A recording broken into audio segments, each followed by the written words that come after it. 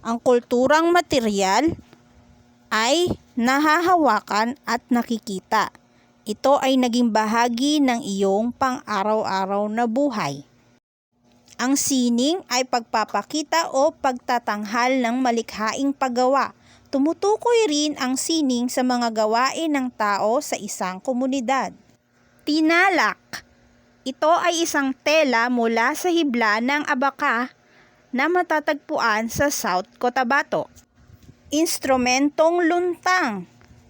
Ito ay isang xylophone sa Maguindanao. Disenyong ukir.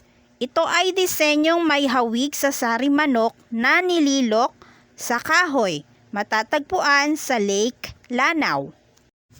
Kumot binakol. Ito ay disenyo na nakakahilo. Ito ay matatagpuan sa Hilagang Luzon. Ang mga paglililok naman ng kahoy ay matatagpuan sa Paete, Laguna.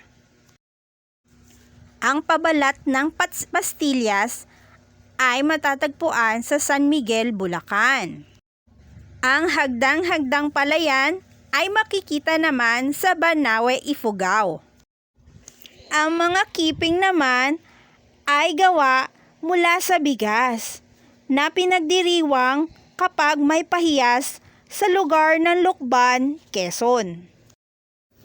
Pag sumapit naman ang Pasko, hindi mawawala ang makukulay at naglalakihang parol na matatagpuan sa San Fernando, Pampanga. Ang Vinta naman ay isang katutubong bangka na nagmula sa Mindanao. Ang mga Badyaw at Moro ng Sulu at Zamboanga ang lumikha nito. Tinawag din itong lepa-lepa o sakayan. Noong unang panahon kasi, ito ang gamit na transportasyon ng mga tao at kalakal. Ang pagtatato naman ay isang sining na pagpipinta sa buong katawan. Ito ay matatagpuan sa pulo ng Bohol, Leyte at Cebu. Ang manunggol jar naman ay isang banga na may disenyong komplikado. Natagpuan ito sa isang kuweba sa Palawan na tinatayang mula pa sa pagitan ng taong 890 hanggang 710 BC. Ito ay ginagamit ng mga ninuno na libingan ng mga namatay nilang mga kaanak. Kilala ito pambansang yaman ng bansa. Ang bulol ay tawag sa nililok na kahoy ng mga ninunong Ifugao. Ito naman ang mga pagkain ng mga Muslim. Mahihilig sila sa mga curry.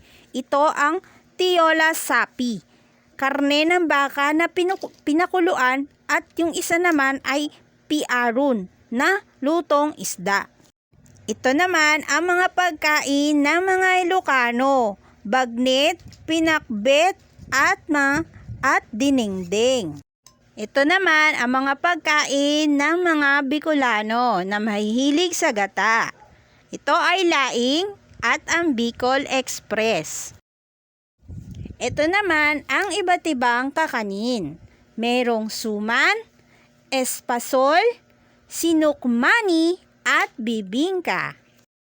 Ito naman ang iba't ibang uri ng tahanan na nakinagisna ng mga Pilipino. Meron ditong bahay kubo na kalimitang makikita sa komunidad ng Pansakahan. Meron ding tirahan na bahay kubo sa ibabaw ng tubig na makikita sa Mindanao. At meron ding bahay na bato na makikita sa Batanes. Dahil dito lagi kasing dumadaan ang bagyo.